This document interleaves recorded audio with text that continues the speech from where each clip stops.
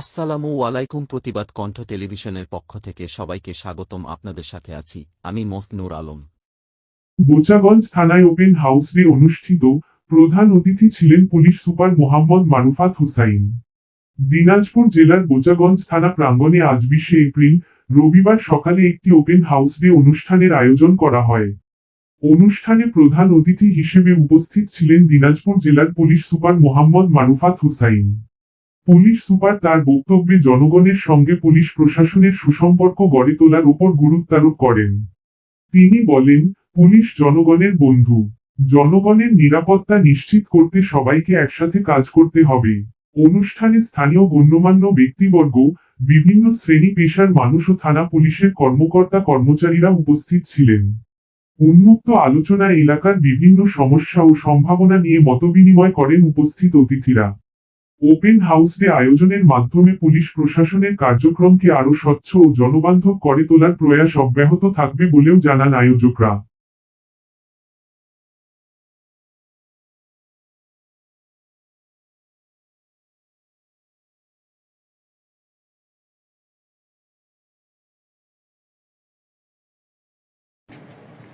যাচ্ছি যে ওই যে ও পাড়ার ওই মহাশীর ওর নামে মামলা হয়েছে, পুলিশ আসতেছে, তা আমার মনে হয় ওরাই ধরতে যাচ্ছে, এই জন্য ওরা একটু বলতে যাচ্ছে।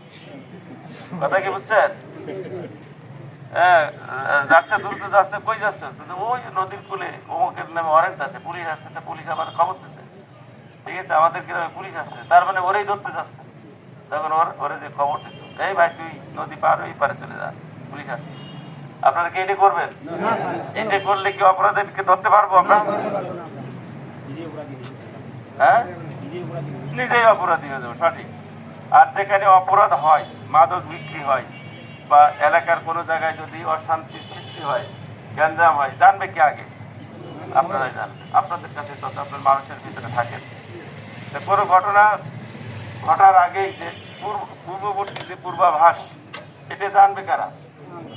আপনারা যদি জেনে থানাকে জানান যে স্যার অমুক জায়গায় এরকম এরকম ঝামেলা হচ্ছে, আর এটা বড় আকার হইতে পারে, তো এটা যদি থানাকে জানাই দেন, ওসিকে জানাই দেন, তাহলে অতি কি দ্রুত ব্যবস্থা নিতে পারবে, তাহলে বড় ধরনের ঘটনা ঘটবে না।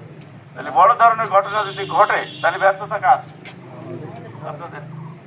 কথা কি বুঝছেন? কোন জায়গায় যদি মাদক খায়, আপনারা এক গ্রামের এই যে 58 জন 56 জন আছেন, তাই না?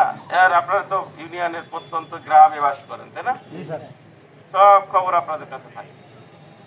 আপনারা যদি জানাই দেন যে স্যার অমুক জায়গায় স্যার এই যে মাদক শুনতেছি, স্যার অমুক জায়গায় অমুকের মা অমুক, ময়নার মা, সে মাদক বিক্রি করে এবং তার চলাচল এরকম, এই খবরটা যদি দেন, তাহলে আমরা ব্যবস্থা নিতে পারি।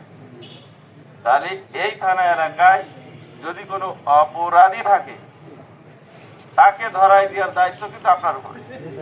আর যদি কোনো অপরাধ সংগঠিত হতে যায় আর সেটা যদি সঠিক সময়ে ঘটে যায়, এর ব্যর্থতা দায়ী কাদের? আপনাদের। কথা কি বুঝছেন? আপনারা তো পদকার চিনি না, লোকজন চিনি না, আপনাদের মাধ্যমেই আমরা শুনি, আপনাদের মাধ্যমেই আমরা দেখি। কথা কি বুঝছেন? এখন এই বোচাগঞ্জ থানায় অপরাধ এখন থেকে যদি কমে আসে, অপরাধী যদি গ্রেফতার হয়, এর কৃতিত্ব কাদের? বললাম আপনাদের। মাধ্যমে